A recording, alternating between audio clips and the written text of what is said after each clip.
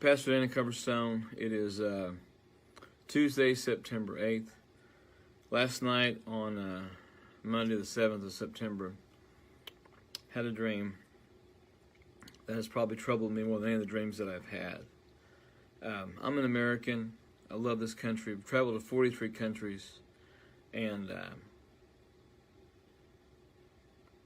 we have a heritage. We have a country that stood as a beacon of hope and light, even financial support for other nations. But this one got me last night. Saw a Statue of Liberty proudly standing in the harbor outside of New York, lighting the nations in freedom. I saw the sky suddenly darkened. Strong waves began to crash against the shore with a very, very fierce intensity, almost hurricane, tsunami-like force, tropical storm-type force.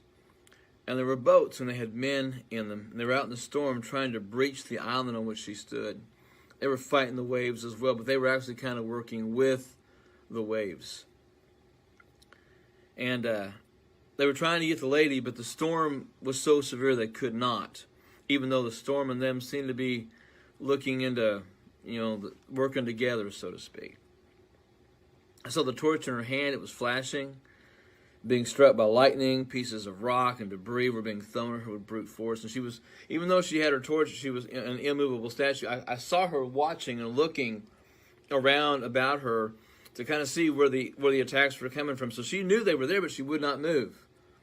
Feet were stuck on that pedestal. The rocks and the stuff, the debris that was being thrown at her, had caused some gashes, had caused some cuts on her neck. Round about her heart, I could see there was blood coming out, like she not necessarily had been shot, but something had tried, like the debris in the rock had either pierced her or had left a jagged edge and cut something.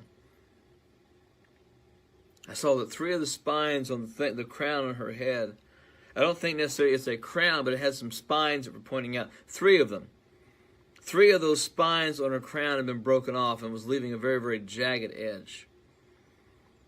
And the right torch hand kept dropping to secure the tablet with the Declaration of Independence, July 4th of that year, that had been pinned on it. She would drop her hand and kind of do this to keep the book in its place.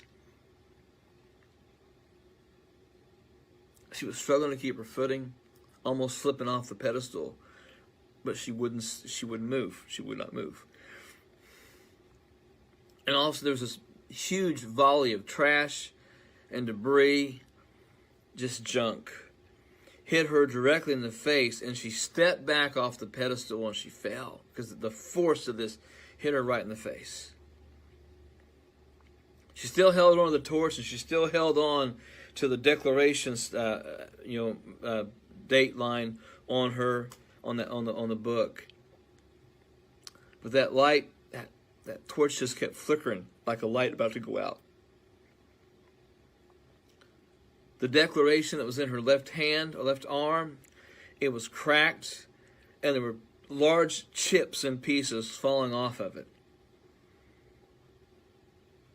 I kept seeing Liberty trying to reach out with her hand while she holds it and grabbing the pieces, but they wouldn't stick.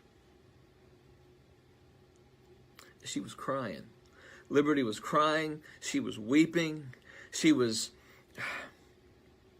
fighting to keep her dignity. She was trying to get the pieces of what she had held on to, but it was obvious she knew that she was in a battle that was fighting her and defeating her. And she was desperate, trying to hold on. You could see the fierceness in her face. She was trying to fight and win. Wasn't coming through. And then the boats appeared with the men, and they threw ropes around her arms and her legs and kept trying to bring her to the ground. And they pulled and pulled in tandem, and finally she fell to her knees. It was almost like Gulliver's Travels when the giant gets knocked over. They were throwing herself around, but she was still got the light. She still has the torch in her fists, her right hand, and she's trying to hold that book, what's left of it, in her left hand. They were hammering away with like pry tools at the Declaration, trying to get the days off. It said July 4th. They were trying to pry those numbers and those letters off. And they were using cutting tools to remove the torch. They kept trying to just rip it, jerk it out of her hand, and she just kept holding on and holding on and holding on. And because she fought them so hard, they finally just began to cut off her hand.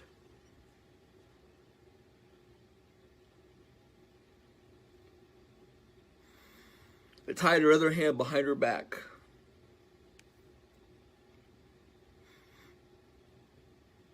And the men began rolling her in ropes, and she was yelling for help. She was crying out. It wasn't a desperate cry. It was a cry for those who were listening to come to her defense. All those nations that she had helped for so many years, and nobody would come. And they took a large banner of fabric. It was black and smoky gray, kind of all together. Black and smoky gray banner of fabric. And they covered her face with it. They just kept wrapping and wrapping, almost like a mummy would think. They just kept wrapping and wrapping and wrapping until you could barely see her eyes and the jagged spines of some of the the crown. Then they took an anchor chain and they wrapped it around her neck, and they asked her if she had any last words.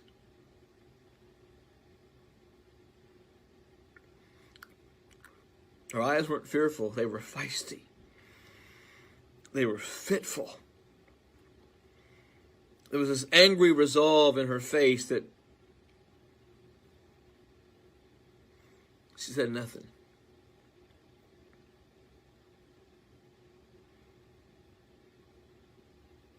That chain was tied to a boat, and the boat began to drag her off of Liberty Island and out into the harbor.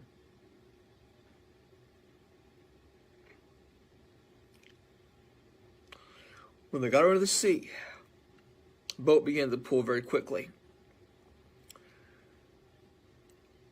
Her arms were down to her side, her legs were tied, and she was just kind of rolling, spinning as the boat pulled. The boat kept going faster and faster. It was almost like a ski boat was pulling her. She kept twisting back and forth, but she was being pulled by the boat, and eventually lost all the strength that she had. The banner had come off of her mouth, but she wasn't saying anything. When the boat slowed,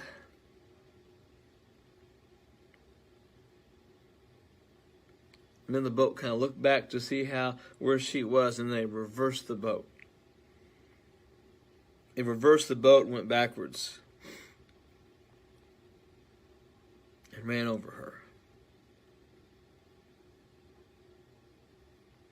See that body bouncing and bleeding in the harbor.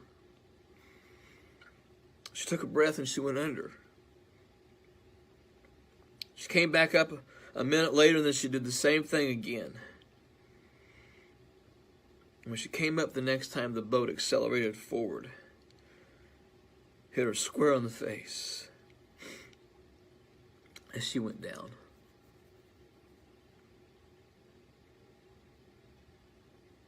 The boat began to circle the area after it hit her. But she never came back up. She never came back up.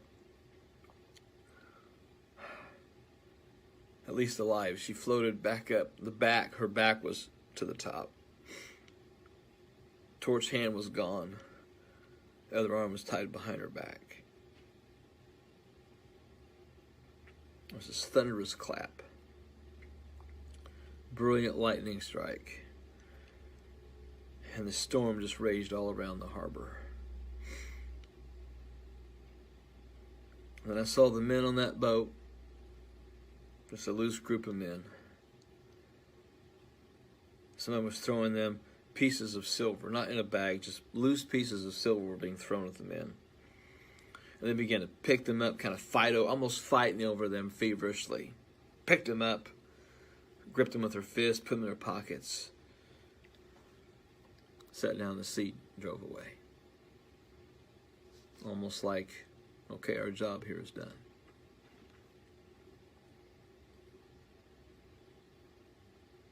This one got me. The others, the dreams always get me, but this one got me because this is America's land I love. I know what the Statue of Liberty stands for.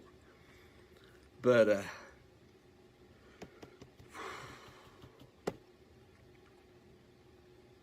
I love our country. Travel enough to know that we got a lot of good here. I know what most Americans think about this country, but I also know that a lot of people, they hate it, and don't even really know why they hate it. And I'm talking about the protests and the defund the police groups and any movement that wants to shred the Constitution. And I may get a little political here, and I don't care. What I saw has impacted me last night. I lost a lot of sleep last night. I woke up about 2:15. I've been able to get to sleep ever since. The dream going through my mind very, very much. Believers, we need to pray for our country. We know eventually it can't last forever. I know that. You know that. We all know that.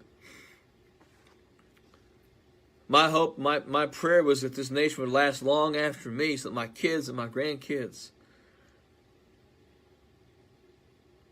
would understand how much this country has done for people, its people, and for the nations and for those that come.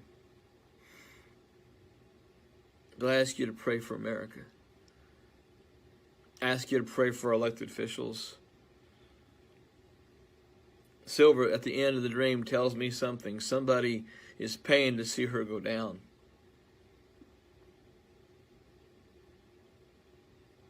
I do believe there's a deep state. I do believe there's a lot of chaos in our world, a lot of chaos in our country.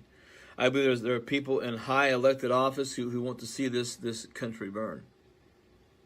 I don't. I want fire, but I want cause fire revival to hit. I know what the dream means. I think you all know what the dream means. Our country, our freedoms are under attack. And we have a responsibility to occupy until he comes, to seek his face, to pray, and to trust.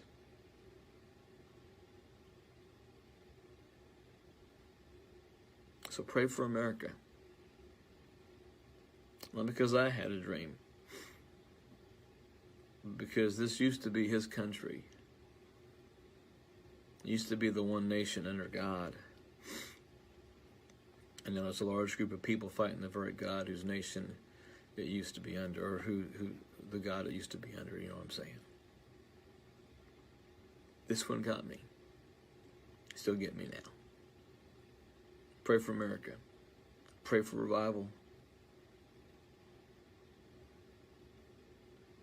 If nothing else, I want to see her go down fighting. And I'll go down fighting with it and for it.